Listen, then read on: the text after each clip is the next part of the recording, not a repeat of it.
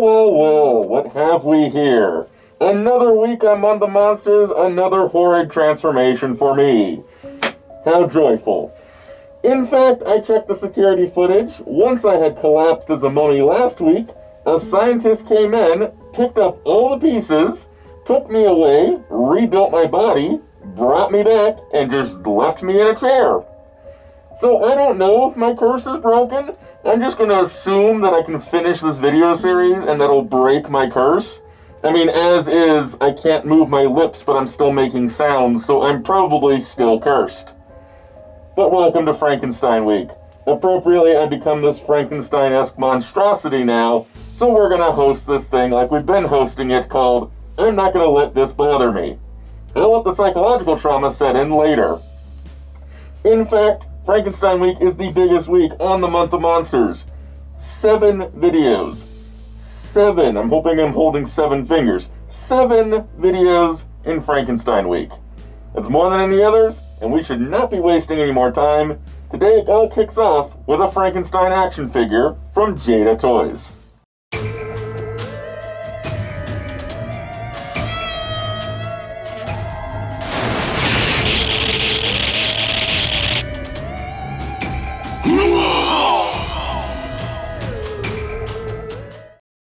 Hello, this is Soundout here, and welcome back to the month of monsters. On today's episode, we're going to be talking about Frankenstein and the Modern Prometheus, also known as the 1818 novel that inspired monster stories forever. The idea of a scientist bringing back somebody from the dead by cobbling together parts of another person to play God and create something new. This is an idea that has been prevalent throughout history, throughout fiction, and throughout time, as monster stories have come to evolve. In fact, I think it's probably the most inspirational monster we've ever looked at on this series. And talking about that, the first actual, film adaptation of Frankenstein was not the wonderful Boris Karloff film, but in fact a 1910 silent film that takes some creative liberties. It's really interesting, you can find it on YouTube, so honestly, go find it if you can. Meanwhile, for me, the first figure I decided to look at in Frankenstein Week is a special one. It is the Jada Toys Next Level exclusive Deluxe Frankenstein black and white exclusive set with all kinds of cool stuff. So while we haven't looked at the normal Jada Toys Frankenstein figure, we're going to look at this cool black and white version that comes with a bunch of extra accessories. Let's take a look. One of the benefits of being a Frankenstein monster now is I was able to put the microphone straight through to my vocal cords, so I'll sound normal for this part at least. Let's talk about the Jada Toys Next Level Universal Monsters Frankenstein in this wonderfully ornate packaging. On the side of this box, you have pictures of Bride of Frankenstein, Frankenstein the Gill Man, as well as the Mummy, who's not yet been solicited for the Jada Toys line. The outer packaging does in fact feature a sleeve. Opening this up will show a picture of a lab and a larger picture of Frankenstein. Looking at this box, I love the forest pattern, I love the overall design, I think it just has a very nice striking look and gives it a premium feel. It does have a top lid that can be removed in order to see the contents inside. As you can see, this Jada Deluxe Frankenstein features a lot of different parts and accessories, but most of these are going to be building the actual operating table that Frankenstein was born upon. First things first, we're going to take a look at the black and white edition of Frankenstein. This is different than the color edition that was released to general retail, and it's kind of a nice way to do this. You get a figure with your accessories instead of just the accessories. And I actually kind of like the look of this, and it's a nice contrast to the regular one we'll take a look at later in the week.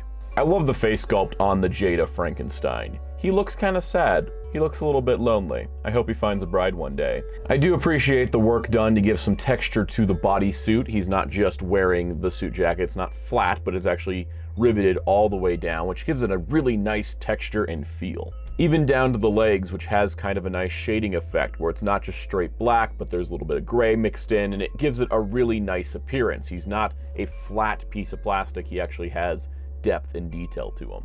Articulation wise, the head is on a ball joint, which gives it plenty of range. Shoulders that move out, shoulders that move 360, bicep swivel, double jointed elbow, wrists that pivot in and out, left and right, waist swivel, up and down, hips that move out, forward and back, thigh swivel, double jointed knee, as well as an ankle pivot and tilt. Frankenstein includes an extra head and an extra set of hands, so he can reach out menacingly, going to grab something or just looking very upset. I love the alternate expression. It's quite different than the normal expression, and that gives him a lot of distinctiveness. He comes with 2 sets of chains and shackles. This first set is a little bit shorter, and with both of these, you don't have to remove the hands to put them on. You can actually just open the shackles and put them around there, which is pretty nice.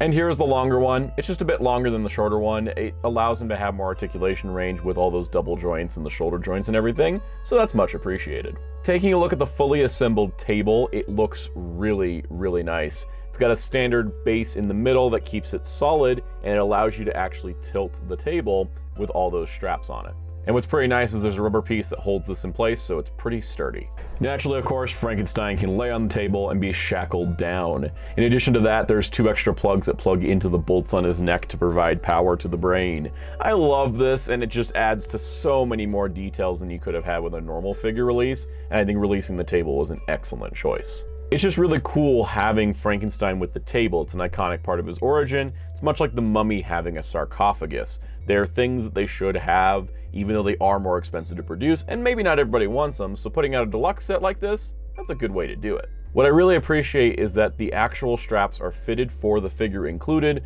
They're not too big, they're not too small. They can be a little tricky to put on, but once they're on, he is totally secure.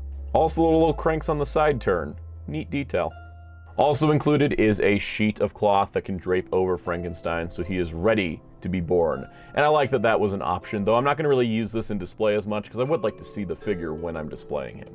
Overall, this set's pretty cool, and at only about $15 more than the base figure, it's totally worth it in my eyes. It can only be purchased through the Jada Next Level website, so that does make it more exclusive, but it's not something everybody's going to want, but hardcore Frankenstein fans, it's definitely worth the pickup. So honestly, the Jada Toys Deluxe Frankenstein is pretty cool, and honestly, I do recommend looking for one because that whole package with the table, with the other accessories, and having the black and white look is really cool. Honestly, it makes for such a great set as a figure on its own, and it's really cool to just have for a diorama purpose. Frankenstein Week will continue throughout the rest of this week, because tomorrow we're going to be talking about another company's Frankenstein figure, and more on the history of Frankenstein as a character in media. Stay tuned, the month of monsters isn't over yet.